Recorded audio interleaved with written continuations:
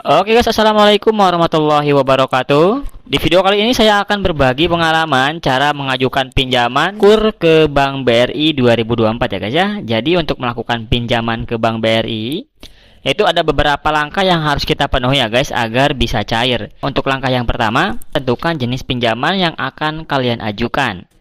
Biasanya Bank BRI memiliki beberapa jenis produk pinjaman seperti kredit usaha rakyat ataupun KUR, yaitu untuk pelaku usaha mikro, kecil dan juga menengah ya guys ya. Kemudian ada untuk pegawai dengan sumber penghasilan tetap, pensiunan atau ASN. Selanjutnya ada juga kredit pemilikan rumah atau KPR, yaitu untuk pembelian rumah atau renovasi. Yang terakhir ada kredit kendaraan bermotor atau KKB, yaitu untuk pembelian kendaraan guys ya.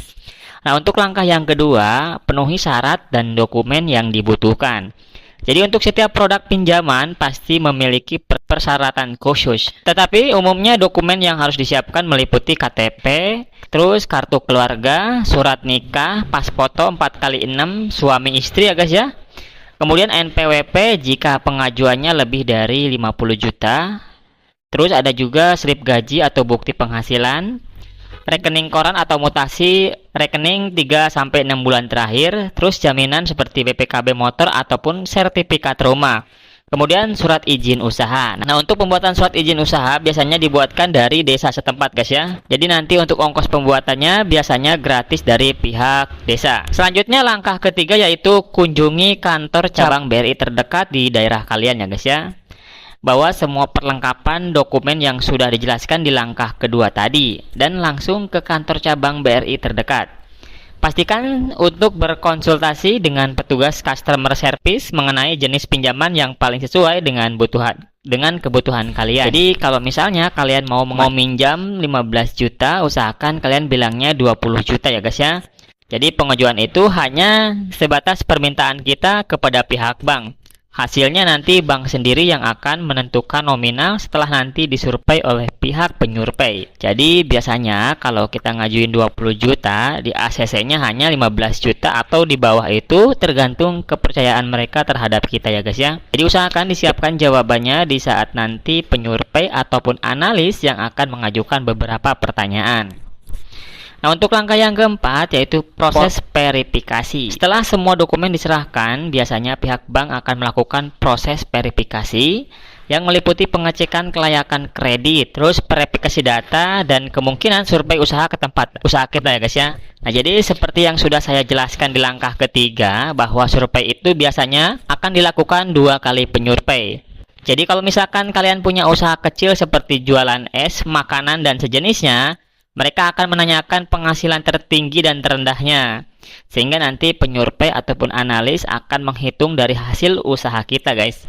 Kalau misalnya analis percaya dengan penghasilan tertinggi kita, biasanya mereka berani menawarkan pinjaman di atas 15 juta itu guys.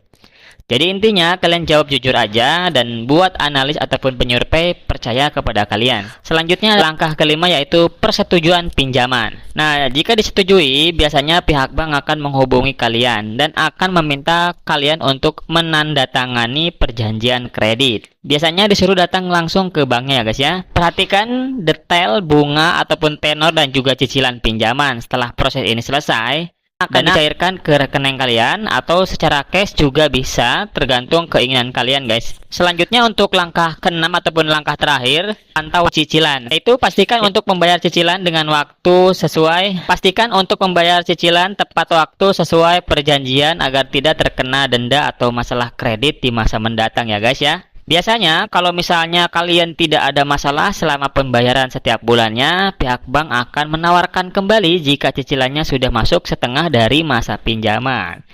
Misalnya kalau misalkan kalian membayar 12 bulan, sudah membayar 12 bulan dari 24 bulan itu dari tenornya, kalian akan ditawarkan kembali selama tidak terkena masalah. Jadi tidak ada lagi survei seperti di langkah awal ya guys ya.